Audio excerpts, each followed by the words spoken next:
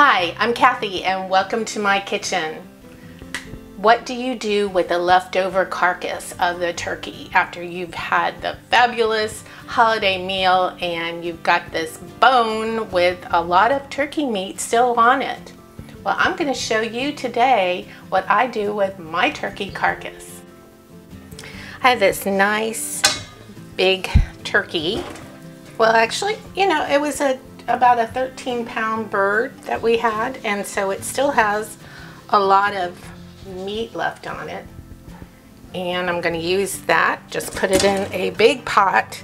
I've got the wings too, and we didn't eat these, so they're going to go in here too. And you want to make sure you have a big enough pot that the water will cover. And then I just took a couple of celery and a couple of carrots, just chop them up, and an onion just to flavor the broth that you're going to be making. And I'm going to put enough water in here. It's probably going to be a couple of quarts, actually more than a couple of quarts. Probably 6 quarts of water is going to go in here just to cover the top of the turkey so that I can let this simmer for a few hours.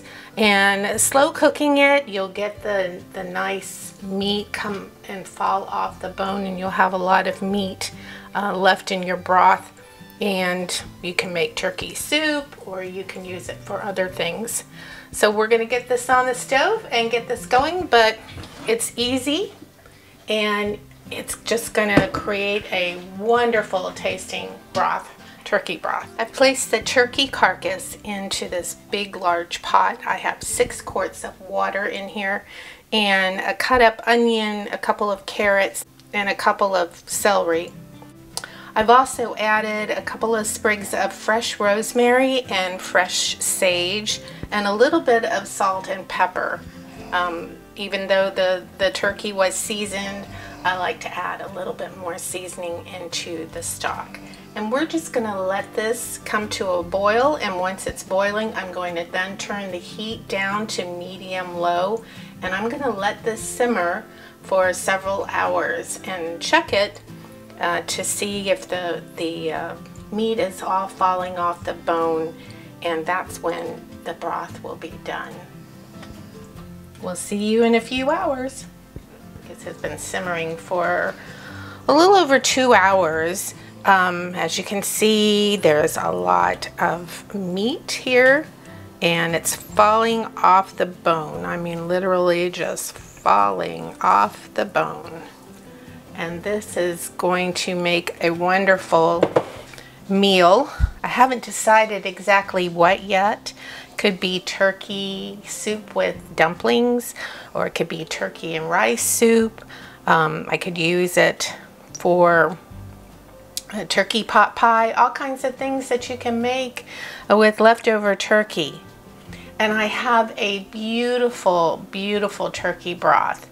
But first, what I'm going to do is I took out the bones with the meat. I'm going to separate the meat from the bones, and then I will be sifting through the broth to get anything else out. There's little bits of bone in there.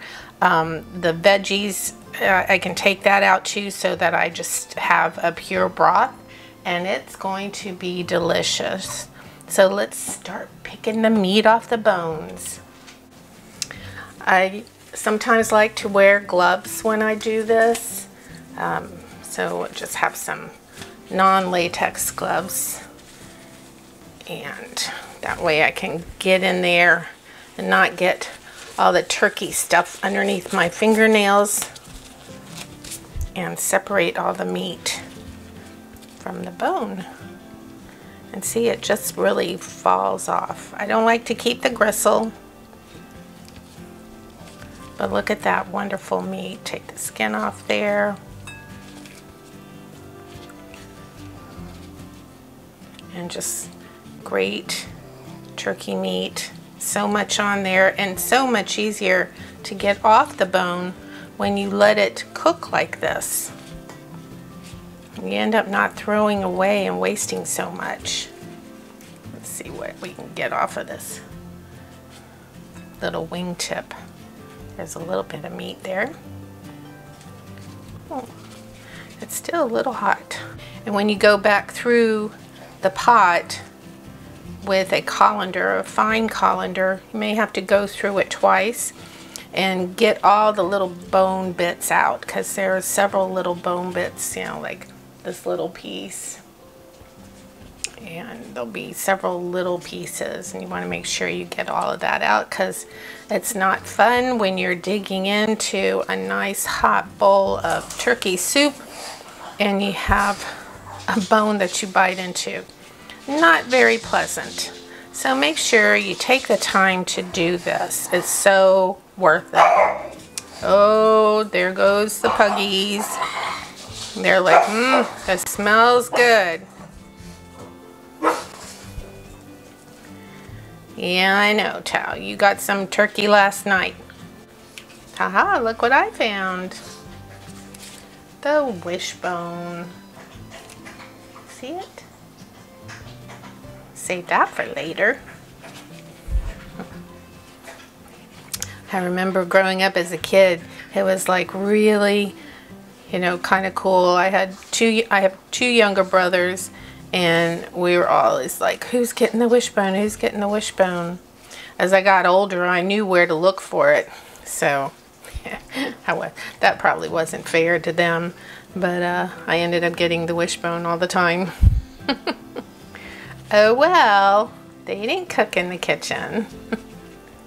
So tell me down below what you like to make with leftover turkey. What's your favorite stuff?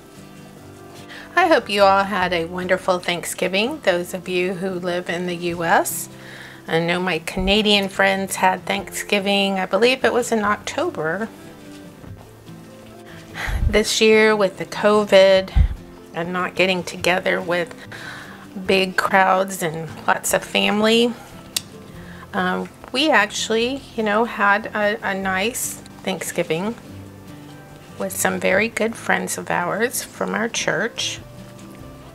And it was small, but it was very tasty. Everybody made something. And I made the turkey and my sweet potato casserole, which is in another video, and you'll see that linked above in case you want to look at that and think about making that for your holiday dinners coming up. Very easy to make and very tasty. Everybody loves it. So I managed to get all of this,